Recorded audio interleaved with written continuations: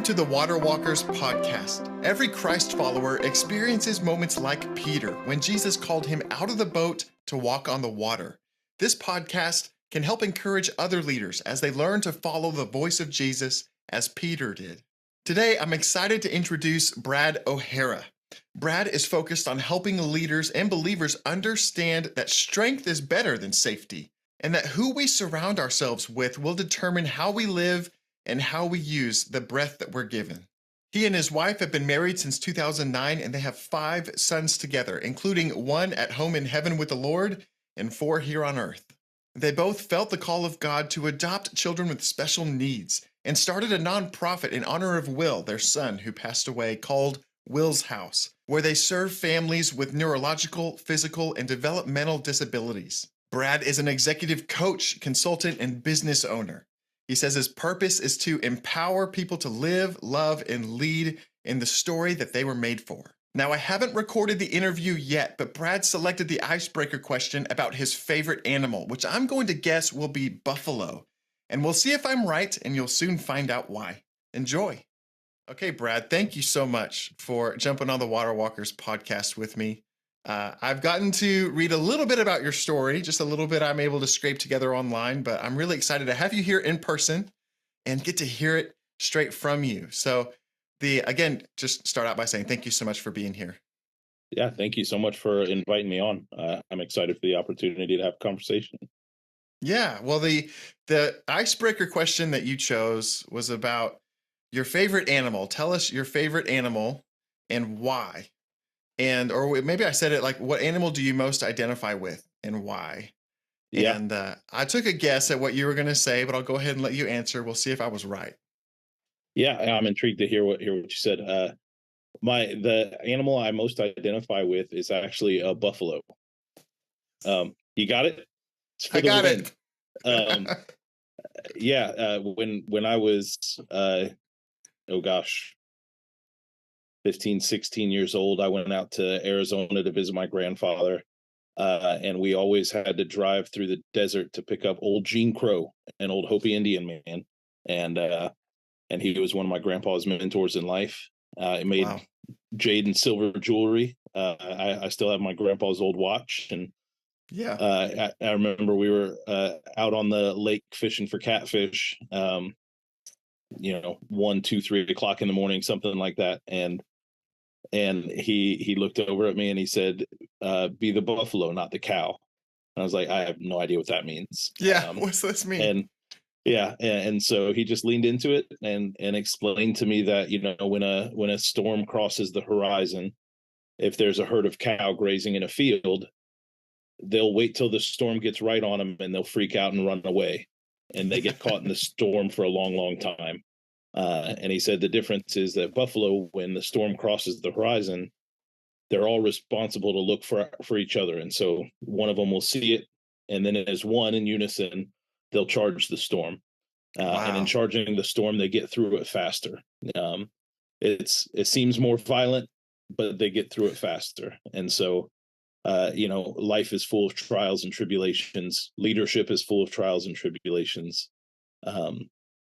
As a believer and as a dad and as a husband and as somebody who's responsible for the food on other people's tables, right?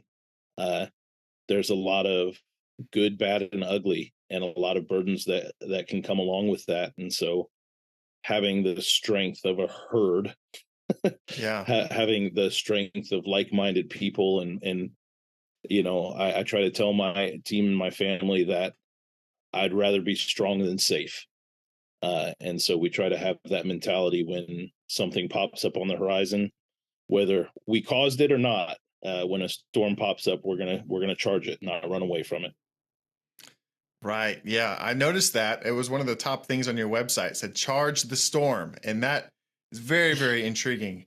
I wondered, as we kind of unpack that a little bit, I'd love to talk a little bit more about that, how we do that in our life and in our business. But just to share a little bit more about yourself and your story, if you don't mind, I'd love if you would share the story of how you first met Jesus.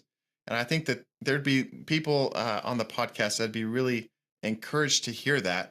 But even going all the way back to the beginning of meeting Jesus and when you first came into relationship with Jesus. Yeah. I was a punk kid in the DC area, and running around with good crowds and bad crowds, and had gotten tied up with some of the wrong folks, and and my life was on a pretty downward trajectory, very depressed, very suicidal. Um, and a cute girl from school invited me to church, and as a young guy, it was like, yeah, I'll go. Yeah. Um, and so I started to be confronted, and I call it a collision. I started Mm. being confronted with the love of Jesus, kind of the person of Jesus and the God which is Jesus, as opposed to Yeah. just the religion of Jesus.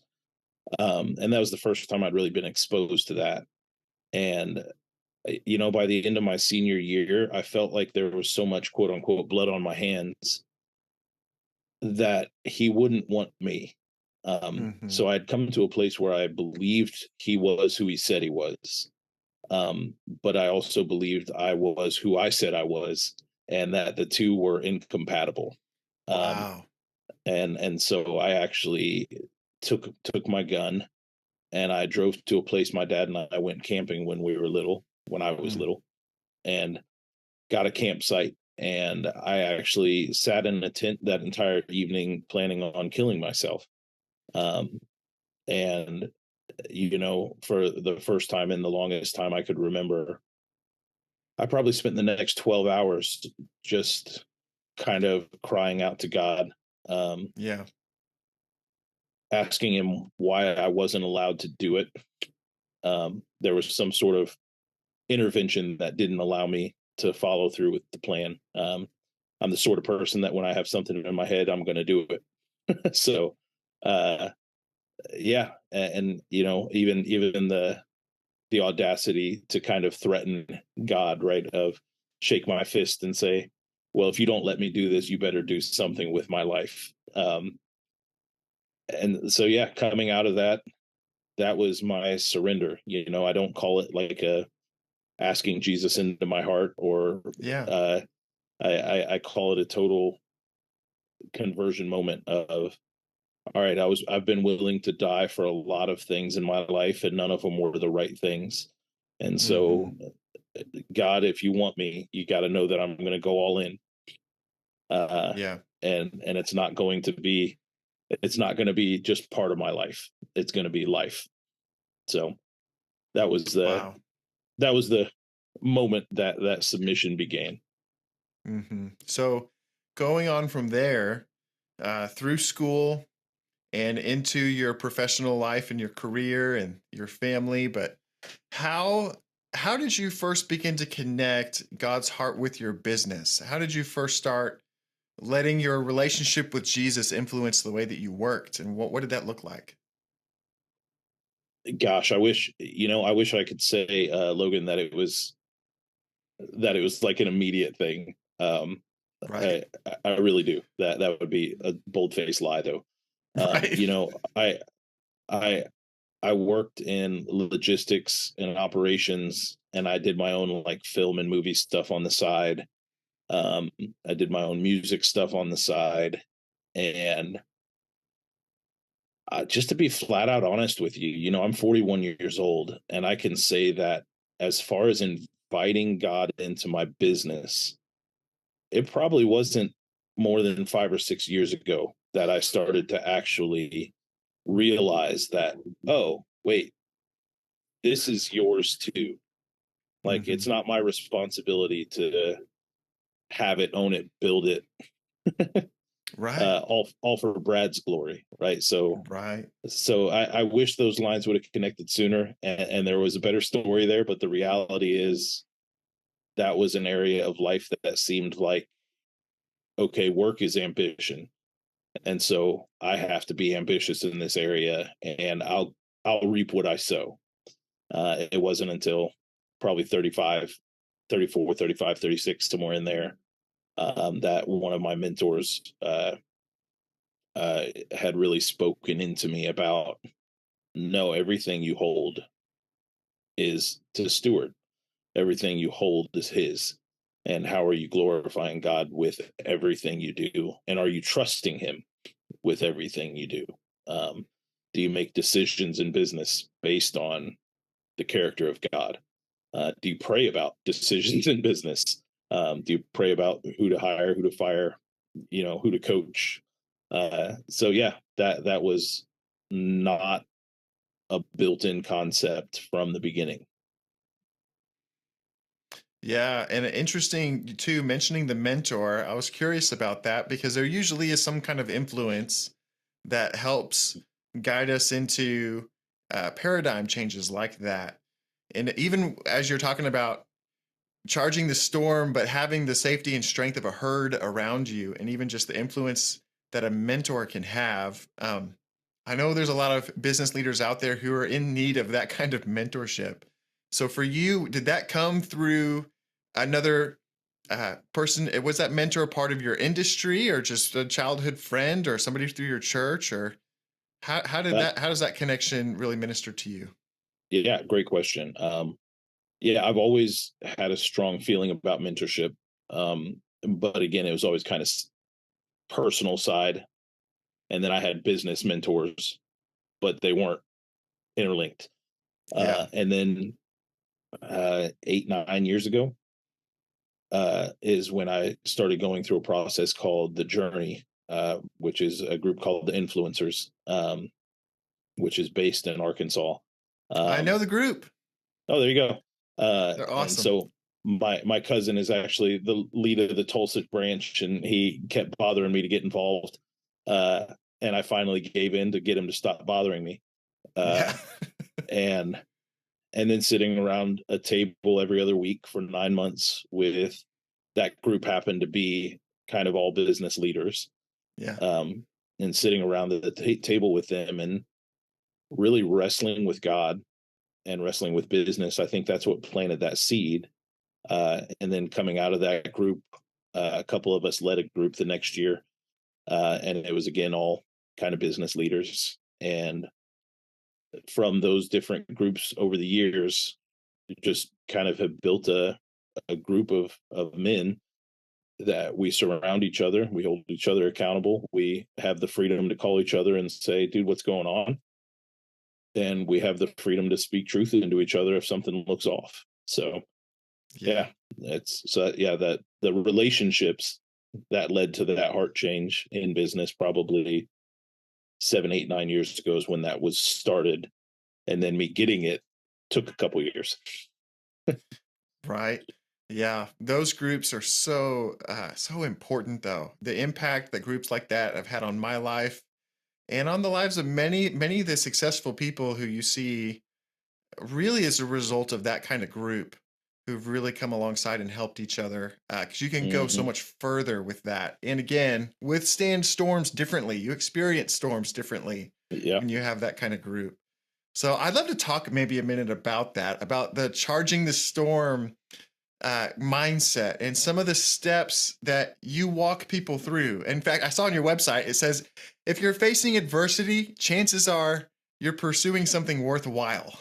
And I love Yeah. that because there are going to be storms. And it's not like the storms just disappear. But what are some of the framework steps? You don't need to go like all the way through all the details or do spoilers of the stuff that you share with your consulting and stuff, but just a framework and kind of a taste of the steps that you guide people through to charge the storm. Yeah, so I really believe in a framework I call a character-driven story, um, which really, to me, starts with I call it "so woe FIFO," which is meaningless, but it's something, someone, or somewhere worth fighting for, um, and we all need something worth fighting for in order to grow. Yeah, Um, without something worthwhile, it's too easy to become apathetic and lazy and accept life as it happens. Um, but I believe as we find the things worth fighting for, and I'm going to quote, paraphrase, not quote, a fellow named Thomas Suddendorf, uh, who I don't know if he's a believer or not, but he wrote a great book called The Gap, and it's what differentiates human beings from other animals. And, some of them were just anatomical things, whatever. But the most interesting thing to me was what separates human beings from everything else on earth is our ability to time travel, forward and backwards inside of our minds, imagining different outcomes based on our actions. And then our Wow. desire to do that as a community. So it wasn't just the idea that we dream and hope. It was the idea that we desire to do it with other people. Um, and so yeah, when I'm working with anybody, that's that's the kind of base framework is why does your life mean something? Why does it matter? And as Viktor Frankl would say, maybe it's not some grand achievement that you're supposed to go towards, rather just to be meaningful in day-to-day interactions. Right. um and so yeah, my total goal with folks as I'm doing consulting and coaching and those types of things is how do we find clarity, walk towards clarity, but still have the openness that if God says no, we're okay to change, right? Like, Yeah. but sometimes I think God needs us walking in a direction before he can change it. Right. Yeah. Can't turn a bus that's not moving, kind of a That's thing. right. But right. Well, and so one of the stories too, I just imagine looking at ways where you've seen God at work in those processes. You have a similar story to me in stepping out and doing something a little new in March of 2020, right when COVID set in and hit. And I wondered if just through the storm of COVID, if you had some examples, maybe they'd be encouraging examples of ways you saw God show up. Because in some ways, God calls us to some of these Hmm. storms, and there's usually risks involved in some of those greater callings that God gives us. So, have there been examples of that just from your story, where you've taken that risk, but you've seen God really come through and it paid off?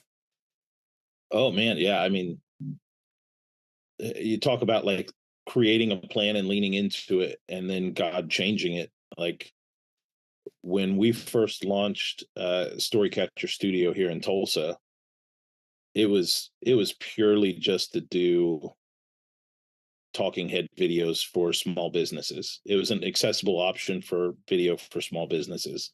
Yeah. And like without the hardship of 2020 and really being at a place where I was begging God, like, what now? What do we do? Like, do you want this to be a thing? Was this just like a take a step of faith and okay, now it's done? Like where we sit today, it's transformed into a studio where we have conversations with experts that we then build out their content, social media, and marketing. Like it's transformed into something way beyond what I would have pictured it as. With Yeah. my background and expertise in video, it was like, all right, video makes sense. And then the right Yeah. people get brought alongside of you. You get the opportunities to build relationships, um, and then I think 2020, the biggest gift of 2020 to me was having to slow down, if that makes sense, Yeah. having to be still and having to be in more need of his voice. So like, okay, God, what do you see as the future of this? Because old habits die hard, and it was like, all right, God, you want us to start this? I'm starting it, and now I've got it. I'll run with it. And so it was a good kind of violent reminder of no, I've got it. It'll happen in my time and what I want it to be. And Brad, your job is to honor me in the way you serve clients and the way you love people and the way you lead anybody that crosses your path on your team. So, um, yeah, I mean, 2020 was a brutal year as far as revenue. Nobody's buying, Right. nobody was investing in marketing at that point, or Right. seemed like they weren't.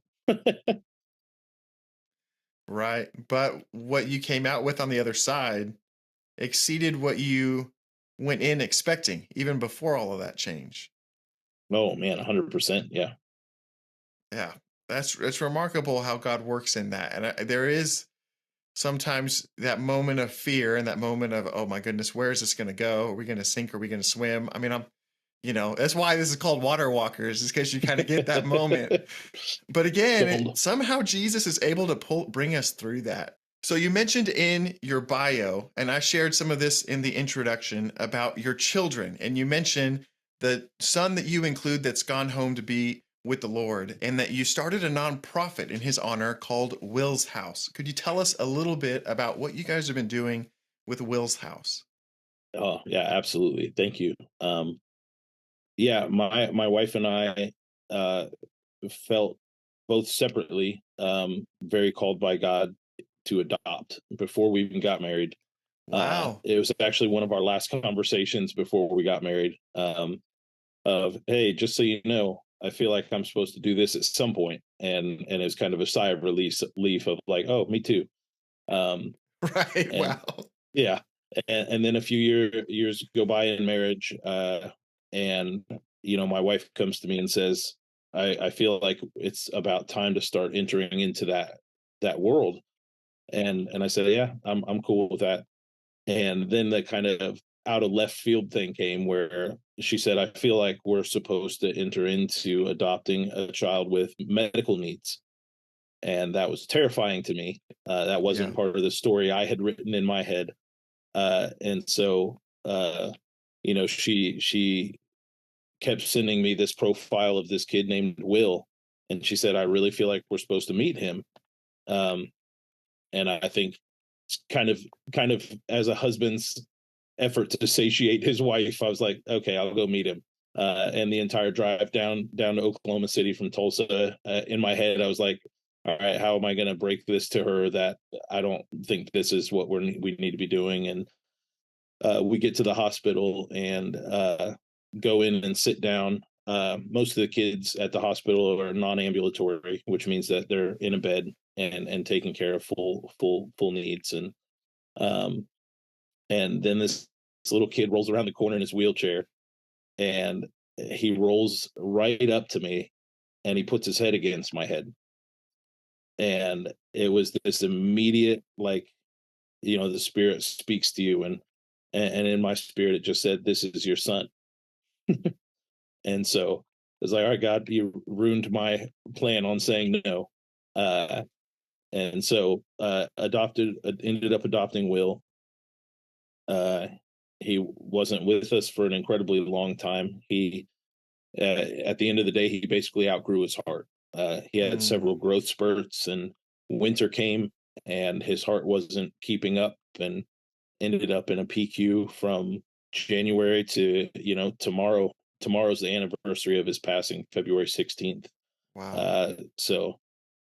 Always a little bit of a hard week and a little bit of a grateful week for the hard Yeah. roads God calls us on. One of the things we realized in that journey, and we have um, four sons, two adopted, two biological. Can't remember which are which, and Right. uh, two of them have pretty profound needs, and another one has some different trauma and things like that they're dealing with. And we had never realized how lonely it is to have a family with kids with disabilities. And Yeah. um and no judgment anywhere, but even you can't even really find a church to go to. There's no community things. There's no you kind of become a full-time caretaker, and that's it. um so with that realization, and then just through lots and lots of prayer, again, my wife, who apparently is better at listening to God than I am, uh came to me and said, I really feel like we should do something. And so this idea for Will's House came around, to honor his memory, but also to be a place that would offer rest, for the weary, that would be totally inclusive for types of medical needs and neurological needs and developmental needs. And so, without a house, mainly just going to other people's homes and giving them a break to get a date night or whatever. Right. Some of them like their first night away from their kids in over a decade. Whoa. Um, yeah, uh, we were able to serve, I think, over 300 needs in 2022. Amazing. Uh, or no, 2021, 20, yeah, no, 2022. And then we just we were able to acquire a house in Jinx, Oklahoma, and now it's up and running, and we're having kids there when their parents just need to go do shopping or things like that, or once or twice a month when somebody needs an overnight or a couple days or up to a week of, man, I just I want to go on the honeymoon we never had, or things like that. And this year, as we've seen how big of a unserved community this is, Right. this year is the mission for this year is to prove how much is still needed. Like, Hmm. so one house in Jinx, Oklahoma can't meet the need is essentially Right. what we're trying to prove. So yeah, Will's House is all about respite, child care, and rest. Yes. Oh, that's an amazing story. It resonates with me. My wife and I have background in foster care, and one of the kids we Mm, fostered for many months was special needs, straight from being, maybe just a week old. mm, And so that is near and dear to our hearts as well, and something too that the church is meant to be part of. That yeah. it should be easier to see among churches, and so to have people like you who are going ahead is something we can really learn from, and something that we all need to be involved in. So, for people who want to find out about Will's House, how do they do that? Yeah. Jeanette is very faithful about keeping up with the Facebook group. So you can look up Will's House on Facebook, or you can go to willshousetulsa.org. Um, there's ways to get involved there and plugged in, and even just get on a mailing list to learn more about it, or keep up with it. Yeah. I love your story, and love what you've been doing with that in Tulsa. So if we've got friends in Tulsa, I know we've got friends who are part of these journey groups who listen to the podcast. But anybody who'd like to reach out to you and get connected with you, what's the best way for them to do that? Yeah, on the studio side, it's just go to storycatcher.studio, uh, and schedule a call, schedule a email, whatever. I believe in a no pressure sales approach, which is just let's have a conversation, and if we can solve a problem you have, awesome, and if we can't, hopefully we know somebody that can help. I'll put the link to that in the show notes as well, so people will find that easily. I just always encourage people to do exactly like you were saying, is on my site, charge the storm. Like, don't be afraid of it, don't run away from it. If it's hard, it probably means it's worth doing. Exactly. Well, Brad, thank you so much. I really appreciate you being on today. Thank you so much. I hope you enjoyed today's conversation. Visit servantleadernetwork.org to find more helpful resources for your leadership journey, and always bring your water walking shoes.